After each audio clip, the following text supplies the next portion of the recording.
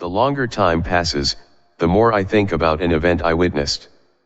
It was sometime between 1980 and 1982 as I was driving home from an errand and saw two lights in the sky, a distance away.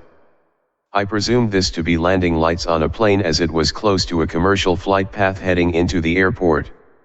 This was about 8 p.m. and it was dark at that time. As I neared the house, I could still see the two lights.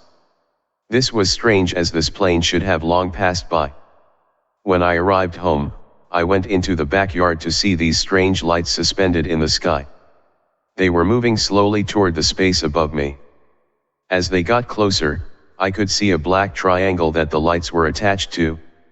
The lights were in front at the point of the triangle. It was traveling slow and low. It made no sound whatsoever. The best I can remember, it was about 1,000 to 1,500 feet above the ground. It was probably 2/3 the size of a Boeing 747. This black triangular flying craft moved overhead in a southward direction, then made a slow turn toward the east.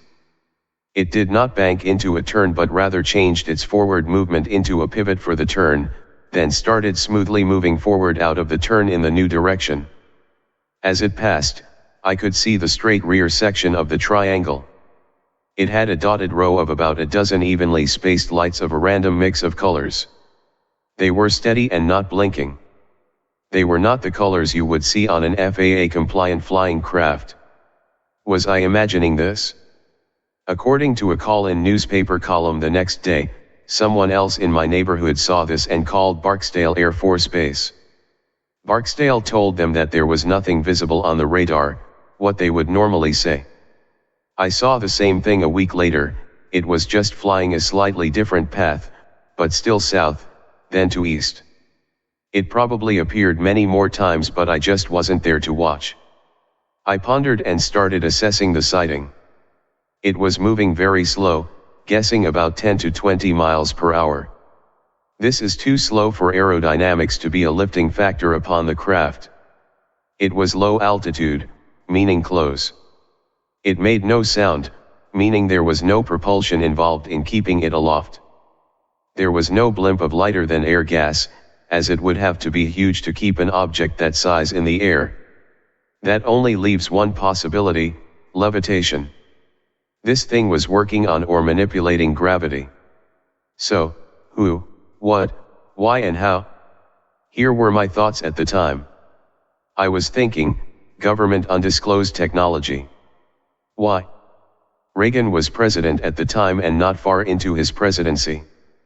I was somewhat aware that when Carter was president previously, there was a nuclear arms limitation treaty in effect that allowed both the US and the Soviet Union to inspect on each other's soil, progress in destroying nuclear weapons.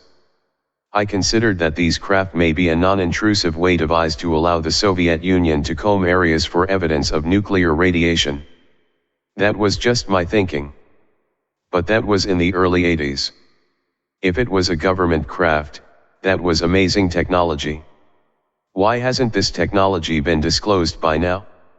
Levitation would be so much more useful than burning the huge amounts of energy to suspend an aircraft that we have been doing for 100 years. So, why can't industry and citizens benefit from this after all this long?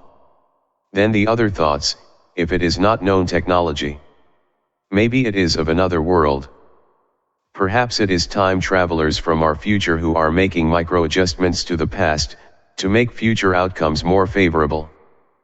Perhaps there is a race of people on this earth, we know not about, that has advanced in technology long ago, that also has the ability and desire to keep obscured.